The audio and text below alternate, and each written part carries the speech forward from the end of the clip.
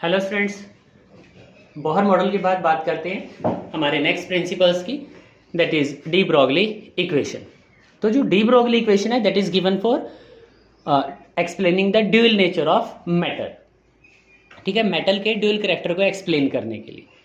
तो de Broglie के according all the material particles in motion possess wave characteristic. ठीक है, जितने भी मटेरियल पार्टिकल हैं वो क्या करते हैं, जो मोशन के अंदर है they possess the wave characteristic. इसका मतलब पार्टिकल लाइक तो हो गया, वेव लाइक कैरेक्टरिस्टिक भी है उनके पास, क्योंकि पार्टिकल्स तो ऑलरेडी हैं वो।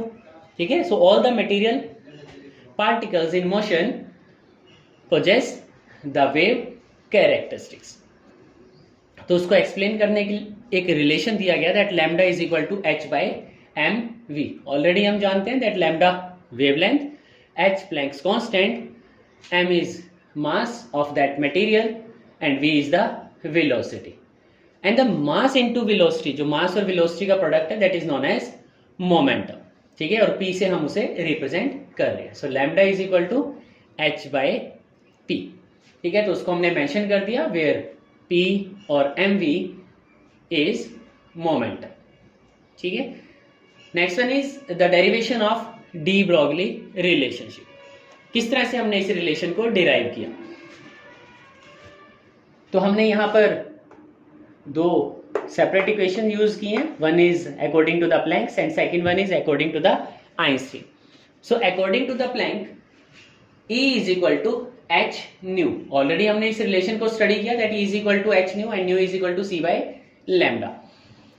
तो इक्वेशन हमारे पास फर्स्ट हमने इसको बना लिया। Second one is according to the Einstein equation की अगर बात करें then relationship is between the energy and the mass. So E is equal to m c square. तो ये सेकंड इक्वेशन हो गया by comparing equation first and the second. दोनों equation को अगर हम कंपेयर कर लें then h c by lambda is equal to m c square, c से सी कैंसिल आउट हो सकता है and we will get lambda is equal to H by M C, where C is velocity of light. तो velocity of light की अगर हम बात करें तो ये इक्वेशन जो है that is valid for a photon. Photon के लिए वो वैलिड है क्योंकि वहां हम यूज करते हैं वेलोसिटी ऑफ लाइट का। मटेरियल पार्टिकल्स के लिए अगर हम बात करें तो इस c को हम रिप्लेस कर देते हैं बाय v, वेलोसिटी से। ठीक है, मटेरियल पार्टिकल्स के लिए हमने c को रिप्लेस कर दिया by v and we get the relation that lambda is equal to h by p। Same relation हमारे पास आ गया।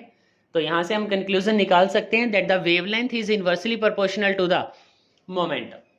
तो वेवलेंथ की बात करें तो wavelength is characteristic of a wave and momentum the mass multiply by velocity, this is the characteristic of a particle. तो हम ये कह सकते हैं कि यहाँ वेव नेचर जो है that is inversely proportional to the particle nature. ठीक है, the wave nature is inversely proportional to the particle nature. तो इस तरह से हमने इस डी ब्रोगली रिलेशनशिप को डिराइव कर लिया।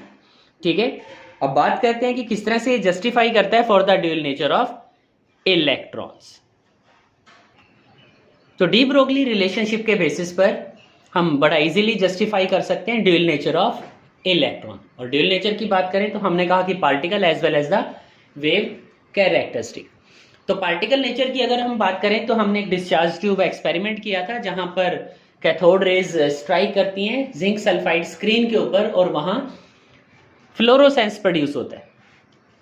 तो जब हमने यहां उस चीज को मेंशन कर दिया that when electron strike on the zinc sulphide screen it produce spot of light.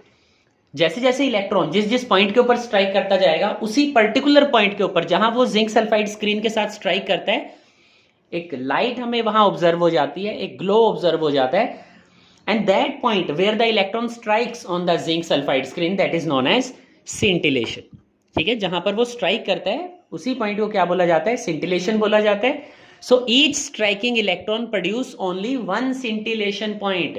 जितने भी इलेक्ट्रॉन स्ट्राइक करेंगे हर एक इलेक्ट्रॉन का अपना क्या होगा, एक सिंटिलेशन पॉइंट होगा जहां पर वो जिंक सल्फाइड स्क्रीन के साथ स्ट्राइक करेगा। ठीक है, तो इस तरह से हम पार्टिकल नेचर को इजीली एक्सप्लेन कर देंगे क्योंकि जब इलेक्ट्रॉन स्ट्राइक करेगा तो एक स्पॉट वहां पर बनाएगा और वो स्पॉट क्या होगा, एक पर्टिकुलर इलेक्ट्रॉन को रिप्रेजेंट करेगा। तो इस तरह से हम पार्टिकल नेचर को इजीली एक्सप्लेन कर देते हैं। While in the second case the wave nature it was explained by the Davisson and the German. तो डेविसन और जर्मन ने एक वर्क किया और उन्होंने क्या किया, एक बल्ब का यहां यूज किया, ठीक है, एक बल्ब ले लिया, सोर्स ऑफ लाइट लिया, एक टंगस्टन मटेरियल यहां पर लिया, उसके बाद यहां से इलेक्ट्रॉन बीम, ठीक है, ये जो रे हमें दिखाई दे रही है ये इलेक्ट्रॉन बीम है। The electron beam from this source of light pass through a slit, एक स्लिट से पास करती है और स्ट्राइक करता है निकल क्रिस्टल के ऊपर, ठीक है। उन्होंने जो अपने वर्किंग किया वो निकल क्रिस्टल के ऊपर किया और एक स्ट्रॉन्ग इलेक्ट्रिक फील्ड यहां पर उन्होंने अप्लाई कर दिया। तो जैसे ही वो इलेक्ट्रॉन बीम स्ट्राइक करती है निकल क्रिस्टल के ऊपर, on the photographic plate we are getting a pattern, और पैटर्न क्या है, we are getting the diffraction rings, हमारे पास कुछ रिंग्स का फॉर्मेशन हो जाता है, और जो रिंग्स हमारे पास बनते हैं कुछ ब्राइट कलर के होते हैं, उसके बाद कुछ डार्क होते हैं, then bright dark bright dark, इस तरह का पैटर्न हमारे पास बनता है, ठीक है। जब हम ये देखते हैं तो हमें एक रिंग टाइप वो लगते हैं। तो इस डिफ्रैक्शन पैटर्न को कंपेयर किया गया एक्स रेज के साथ में, और जब हम दोनों को देखते हैं तो एक्स रेज के केस में भी हमारे पास इसी तरह का डिफ्रैक्शन रिंग बनता है, और जो हमने ये वेव नेचर इलेक्ट्रॉन के केस में एक्सप्लेन किया, यहां पर भी हमारे पास क्या है, इसी तरह का एक डिफ्रैक्शन पैटर्न बनता है। तो डेविसन और जर्मन बड़ा इजीली एक्सप्लेन कर pi by this formation of diffraction rings की जो इलेक्ट्रॉन्स हैं वो वेव नेचर भी पोजेस करते हैं, ठीक है। तो इस तरह से बड़ा इजीली एक्सप्लेन किया गया particle as well as the wave nature for the electrons, ठीक है। तो बात करते हैं कुछ सिग्निफिकेंस की, क्या सिग्निफिकेंस है हमारा डी ब्रोगली का, डी ब्रोगली रिलेशनशिप किस तरह से हमारे काम आता है, किस तरह से हम वहां पर वर्किंग की बात कर रहे होते हैं। लेकिन एक चीज और ध्यान रखना कि जिन मटेरियल ऑब्जेक्ट्स की हम अपनी डेली लाइफ में यूज कर रहे हैं वो सारे के सारे बिगर साइज के हैं, ठीक है, वो सारे के सारे बिगर साइज मटेरियल्स हैं, जबकि अगर हम बात करें इलेक्ट्रॉन्स की तो ये माइक्रोस्कोपिक है। तो डी ब्रोगली का जो मेन सिग्निफिकेंस है, ठीक है, वो माइक्रोस्कोपिक ऑब्जेक्ट्स के लिए, मैक्रोस्कोपिक ऑब्जेक्ट्स के लिए नहीं है। मैक्रो मींस बड़े। तो जो ड्यूअल नेचर ऑफ मैटर की हम बात करें that is applicable to all the material object, सभी के ऊपर एप्लीकेबल होता है, लेकिन मोर सिग्निफिकेंट जो सबसे ज्यादा यूजफुल है that is only for microscopic objects. तो किस तरह से माइक्रोस्कोपिक ऑब्जेक्ट्स के लिए वहां पर यूज होता है और किस तरह से मैक्रो फेल हो जाते हैं, इस चीज को हम यहां पर स्टडी करते हैं। तो यहां जब हम बात करें सिग्निफिकेंस का, डी ब्रोगली रिलेशनशिप का, तो हमने ऑलरेडी कहा कि जो सिग्निफिकेंस है डी ब्रोगली रिलेशनशिप का that is useful only for the microscopic objects, ठीक है, माइक्रोस्कोपिक बॉडीज के लिए है, ना कि मैक्रोस्कोपिक बिगर साइज ऑब्जेक्ट्स के लिए वो नहीं होता। एक एग्जांपल हमने ले लिया और इस एग्जांपल को अगर ध्यान से देखें तो हम कंपेयर कर रहे हैं इलेक्ट्रॉन्स के लिए और किसी भी बॉल के लिए वेवलेंथ को। तो रिलेशनशिप हमारे पास है lambda is equal to h by m v. Electron की अगर बात करें एच का वैल्यू सेम रहेगा, Planck's constant, mass of electron is 9.1 10⁻⁻³ जबकि वेलोसिटी हमने क्या किया 10⁵ मीटर पर सेकेंड ले लिया इलेक्ट्रॉन के लिए। सेम अगर बॉल की बात करें तो उसके लिए वेवलेंथ फाइंड आउट करना है, तो एच प्लैंक्स कांस्टेंट हो गया, मास ऑफ बॉल जो है हमने मान लिया दैट इज 0.1 किलोग्राम, और जो वेलोसिटी है that is 10⁵ metre per second. इसका मतलब हमने दोनों ही इलेक्ट्रॉन और बॉल दोनों के लिए जो वेलोसिटी है सेम ली है 10⁵ मीटर पर सेकेंड। तो जब हम कंपेयर करते हैं इसको वेवलेंथ्स को, तो इलेक्ट्रॉन के लिए वेवलेंथ है 7.27 इंटू 10⁻⁹ मीटर, जबकि बॉल के लिए हमारे पास आता है 6.626 इंटू 10⁻38 मीटर। तो दोनों ही वेवलेंथ्स को अगर हम कंपेयर करें तो इलेक्ट्रॉन्स के लिए जो वेवलेंथ है that is in the range of electromagnetic waves. जो इलेक्ट्रोमैग्नेटिक रेडिएशंस हमने स्टडी किया उस रेंज के अंदर इसका वेवलेंथ आता है। इसका मतलब इन वेवलेंथ्स को स्टडी करना हमारे लिए ज्यादा आसान है क्योंकि इलेक्ट्रोमैग्नेटिक रेडिएशंस को हमने स्टडी किया। तो अगर उस रेंज के अंदर प्रेजेंट है ये, तो इन्हें स्टडी करना हमारे लिए ज्यादा ईजी हो जाता है। लेकिन अगर बॉल के लिए बात करें, बॉल के लिए वेवलेंथ है 10⁻⁻38 मीटर, जो कि बहुत स्मॉल वैल्यू है and it is not in the range of electromagnetic radiations या इलेक्ट्रोमैग्नेटिक वेव्स। ये उस रेंज के अंदर नहीं आती, इसीलिए इन्हें स्टडी करना डिफिकल्ट होता है, ठीक है। इसीलिए हमने कहा कि जो सिग्निफिकेंस है, ठीक है, related to the wave characteristic that is possible only for the electrons not for the ball. तो अगर हम वेव कैरेक्टरिस्टिक फाइंड आउट करना चाहें, क्योंकि वेवलेंथ के बेसिस पर हम क्या करते हैं, वेव कैरेक्टरिस्टिक फाइंड आउट करते हैं, so it is possible to find the wave character in case of electron but not in the case of a macroscopic object. किसी बड़े ऑब्जेक्ट के लिए इसको फाइंड आउट करना हमारे लिए पॉसिबल नहीं होता। ठीक है, चलते हैं इसे नेक्स्ट कंसेप्ट की तरफ। तो यहां बात करते हैं derivation of Bohr postulate. Bohr postulate में हमने एक पॉइंट स्टडी किया था एंगुलर मोमेंटम का, तो उसे डिराइव करना है हमने from the de Broglie relationship. तो हम यहां पर मान लेते हैं that electron is moving in a circular orbit of radius r around the nucleus. ठीक है, ये हमने जो डॉटेड लाइन बनाई है, ये सर्कुलर पाथ बनाने की कोशिश की हमने, और इस सर्कुलर पाथ में कौन मूव करता है, इलेक्ट्रॉन मूव करता है अराउंड द न्यूक्लियस। लेकिन अगर हम उसका वेव लाइक कैरेक्टरिस्टिक देखें, अगर हम ये माने कि वो किस तरह से मूव करता है, एक वेव कैरेक्टरिस्टिक की तरह मूव करता है, तो यहां से अगर हम स्टार्ट करें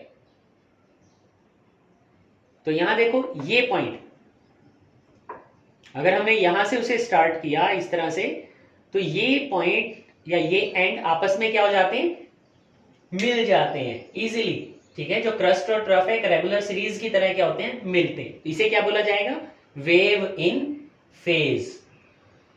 लेकिन अगर इसी तरह से सर्कुलर पाथ के अंदर हम वेव्स को मूव कराते हैं और वो एक दूसरे के साथ कोइंसाइड नहीं करता, ठीक है, एक दूसरे को क्या करता है, क्रॉस कर देता है। ये देखो, जैसे ये क्रॉस किया हमने, इसी तरह से वेव बनाने की कोशिश की, वो किसी एक पॉइंट पर नहीं मिलते उसके दोनों एंड, वो एक दूसरे को क्रॉस कर जाते हैं, then it is known as wave in out of phase. ठीक है, तो ये ध्यान रखना कि अगर क्या है, if the wave motion is to remain continuously in phase, अगर हम ये चाहते हैं कि जो वेव मोशन है वो कंटिन्यूअसली क्या रहे, फेज में रहे, then the circumference of the electron, जो सर्कमफेरेंस होगा इलेक्ट्रॉन का, that must be integral multiple of wavelength. वो क्या होना चाहिए, कुछ ना कुछ इंटीग्रल मल्टीपल होना चाहिए वेव का। तो यहां से हम इसी चीज का एक रिलेशनशिप दे देते हैं, that the circumference of electron orbit is equal to n lambda. ठीक है, वेवलेंथ के साथ हमने उसे एसोसिएट कर दिया। एन क्या है हमारे पास, 1 2 3 4, कोई भी इंटीजर हो सकता है, कोई भी होल नंबर में कह दूं उसको हो सकता है। So circumference is given by 2 pi r, that is equal to n lambda, या lambda is equal to 2 pi r divide by, इसको फर्स्ट इक्वेशन हमने मान लिया। अकॉर्डिंग टू डी ब्रॉगली, तो डी ब्रॉगली रिलेशनशिप की अगर बात करें, lambda is equal to h divide by M v. ठीक है, जो वेवलेंथ है that is equal to H by M v. Compare कर लेते हैं, compare equation first and second, तो यहां से बड़ा इजीली हम रिलेशनशिप निकाल सकते हैं, that lambda by m sorry h by M v is equal to 2 pi r divide by n. Angular momentum की बात करें, angular momentum is given by M v r, तो इस एम वी और आर की अगर बात करें, then we will get n h by 2 pi. So this was Bohr postulate, जो एंगुलर मोमेंटम के लिए गिवन था। तो यहां से बड़ा इजीली हम बता सकते हैं that the angular momentum of the electron is equal to some integral multiple of h by 2 pi. और एंगुलर मोमेंटम हमने कहा कि जो इलेक्ट्रॉन के लिए होता है दैट इज क्वांटाइज्ड। ठीक है, वो क्वांटाइज्ड होता है। तो इसी के साथ हमारा जो सेक्शन है related to the de Broglie वो कंप्लीट हो जाते। इसके बाद हम एक दूसरे प्रिंसिपल की बात करेंगे, that is Heisenberg uncertainty principle. तो काफी इंपॉर्टेंट है ये भी सेक्शन हमारे लिए। ठीक है, तो अब बात करते हैं हेसनबर्ग अनसर्टेनिटी प्रिंसिपल की। तो नेक्स्ट हमने बात करनी है हेसनबर्ग अनसर्टेनिटी प्रिंसिपल की after the de Broglie relationship. तो हेसनबर्ग अनसर्टेनिटी प्रिंसिपल की बात करें, then it is not possible to measure simultaneously the position and the momentum of a microscopic particle with absolute accuracy। ठीक है, हम find out ही नहीं कर सकते एक साथ ठीक है, अलग अलग चाहे तो फाइंड आउट कर लेंगे, लेकिन एक साथ हम दोनों चीजें फाइंड आउट नहीं कर सकते। वो दो चीजें क्या हैं? Position and momentum of a microscopic particle. ये भी ध्यान रखना कि हम फिर से बात किसकी कर रहे हैं? माइक्रोस्कोपिक पार्टिकल्स के लिए बात कर रहे हैं विद एब्सोल्यूट एक्यूरेसी। तो हेसेनबर्ग ने क्या किया? एक रिलेशनशिप दिया, and relationship was delta x multiply by delta p that is greater than equal to h by 4 pi. ठीक है, जहां डेल्टा एक्स क्या है? अनसर्टेनिटी है पोजीशन के अंदर, डेल्टा पी अनसर्टेनिटी है मोमेंटम के लिए। तो अगर हम मोमेंटम की बात करें then momentum is equal to mass multiply by velocity. अगर मैं चेंज इन मोमेंटम की बात करूं then the relation changes to m delta v, क्योंकि मास तो कांस्टेंट रहता है, so there will be no change in the mass. तो चेंज कौन होगा? वेलोसिटी होगा। So we can write the relation as delta p is equal to m delta v। So delta x multiply by m delta v is greater than equal to h by 4 pi m, और delta x is greater than equal to h by 4 pi m delta v। तो यहां जो term है h Planck's constant है, 4 पाई constant है, m मास भी हमने कहा कि कांस्टेंट टर्म है। तो ये सब कुछ अगर कांस्टेंट हो गया, इसका मतलब delta x is inversely proportional to the delta v। ठीक है, तो ये रिलेशनशिप हमारे पास वहां आ जाता है। तो इस रिलेशनशिप में अगर हम कुछ कंडीशंस को अप्लाई करें, और कंडीशन हमने क्या अप्लाई की? सपोज करो कि डेल्टा एक्स क्या है?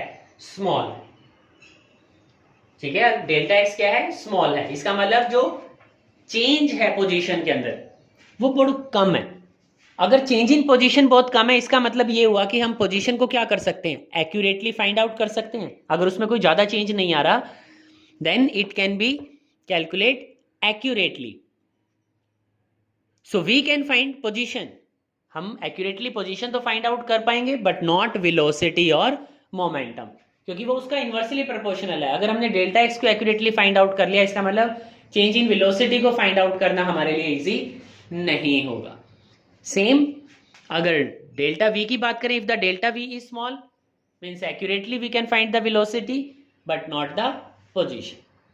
ठीक है, इसलिए हेसेनबर्ग अनसर्टेनिटी प्रिंसिपल ने कहा कि दोनों को एक साथ नहीं फाइंड आउट किया जा सकता। It is very difficult to find them simultaneously only for the microscopic particles. ठीक है, तो दोनों को अलग अलग तो हम एक्यूरेटली फाइंड आउट कर सकते हैं, लेकिन एक साथ उसे फाइंड आउट करना हमारे लिए बहुत ज्यादा डिफिकल्ट होगा। तो बात करते हैं इसी की। तो अगर एक और कंसेप्ट की मैं बात करूं, कि अगर मैं बात करूं फिजिकल सिग्निफिकेंस की, कि अनसर्टेनिटी प्रिंसिपल का हमारी डेली लाइफ के अंदर क्या यूज है, तो डेली लाइफ के अंदर कोई यूज नहीं है हमारे पास हेसेनबर्ग अनसर्टेनिटी प्रिंसिपल का, क्योंकि डेली लाइफ में हम डील करते हैं मैक्रोस्कोपिक ऑब्जेक्ट्स के साथ, बिगर ऑब्जेक्ट्स के साथ बात करते हैं, बड़े बड़े ऑब्जेक्ट के साथ बात करते हैं। जबकि Heisenberg uncertainty principle is for microscopic particles या माइक्रोस्कोपिक ऑब्जेक्ट्स के लिए है, वो बिगर साइज ऑब्जेक्ट के लिए नहीं होता। जबकि डेली लाइफ में हम क्या करते हैं? डील कर रहे होते हैं मैक्रोस्कोपिक ऑब्जेक्ट्स के साथ। और अगर मैक्रोस्कोपिक ऑब्जेक्ट की बात करें तो वहां पोजीशन और मोमेंटम या पोजीशन और वेलोसिटी को इजीली हम फाइंड आउट कर सकेंगे, but not possible in case of microscopic particles. ठीक है, तो माइक्रोस्कोपिक पार्टिकल की बात करें तो हम एक एग्जाम्पल लेके यहां स्टडी करते हैं, और एग्जाम्पल हम यहां चूज करते हैं इलेक्ट्रॉन का। ठीक है, तो हम बात कर रहे थे कि हेसेनबर्ग अनसर्टेनिटी प्रिंसिपल के केसेस में किस तरह से पोजीशन या फिर वेलोसिटी को फाइंड आउट किया जा सकता है। तो सपोज करो कि हम क्या मान लेते हैं, अगर किसी भी ऑब्जेक्ट को हमने देखना है, ठीक है, इस टॉपिक को नाम दिया गया फिजिकल कंसेप्ट का। तो अगर हमने किसी भी ऑब्जेक्ट को देखना है, ठीक है, उसकी पोजीशन या वेलोसिटी को फाइंड आउट करना है, तो एटलीस्ट वो ऑब्जेक्ट क्या होना चाहिए? हमें दिखाई तो देना चाहिए। ठीक है, और जो भी ऑब्जेक्ट हमें दिखाई देगा वो तभी दिखाई देगा जब उसका वेवलेंथ क्या हो, एक सुटेबल वेवलेंथ का, क्योंकि हम तो वही वेवलेंथ की लाइट देख सकते हैं जो कहां हो? विजिबल रीजन के अंदर प्रेजेंट। तो हम बात करते हैं कि हमने क्या किया, यहां एक माइक्रोस्कोप का हमने यूज कर लिया, और इस माइक्रोस्कोप की हेल्प से क्या करना है? हमने ऑब्जेक्ट का पोजीशन और वेलोसिटी को देखना है। तो यहां एक मैक्रोस्कोपिक ऑब्जेक्ट रख लेते हैं। तो मैक्रोस्कोपिक एक बहुत बड़ा ऑब्जेक्ट है, उसको देखना बड़ा इजी है हमारे लिए, और देख इसलिए पाते हैं when a beam of light fall on it, जैसे ही उस मैक्रोस्कोपिक ऑब्जेक्ट के ऊपर क्या करेगा, बीम ऑफ लाइट फॉल करेगा। ठीक है, यहां अगर मैं बात करूं तो इसको मैं कह देता हूं कि फोटोन को फॉल करा रहा हूं मैं इसके ऊपर। एक फोटोन को मैंने इस माइक्रोस्कोपिक ऑब्जेक्ट के ऊपर फॉल कराया, ये वे है, पाथ ऑफ ऑब्जेक्ट। इस रास्ते से ये मैक्रोस्कोपिक पार्टिकल जा रहा है, यहां से उसने जाना है। जैसे ही वो यहां पहुंचता है, यहां माइक्रोस्कोप है, मैं क्या करता हूं, इस ऑब्जेक्ट के ऊपर फोटोन स्ट्राइक करा देता हूं। अब ये बिगर साइज का ऑब्जेक्ट है, मैक्रोस्कोपिक ऑब्जेक्ट है, तो फोटोन किसी भी टाइप से इसकी पोजीशन में या वेलोसिटी में चेंज नहीं कर पाएगा। ठीक है, क्योंकि फोटोन स्मॉल साइज के होते हैं, जबकि मैक्रोस्कोपिक ऑब्जेक्ट बिगर साइज के हैं, तो फोटोन इसको किसी भी तरह से डेविएट नहीं कर पाएगा। मैक्रोस्कोपिक ऑब्जेक्ट ना तो पोजीशन में चेंज आएगा, ना वेलोसिटी में चेंज आएगा। तो पोजीशन और वेलोसिटी दोनों को इस मैक्रोस्कोपिक ऑब्जेक्ट के लिए हम क्या कर सकते हैं, इजीली फाइंड आउट कर सकते हैं। लेकिन सपोज करो कि अगर यहां पे हमारे पास माइक्रोस्कोपिक ऑब्जेक्ट होता, सपोज वी हैव इलेक्ट्रॉन,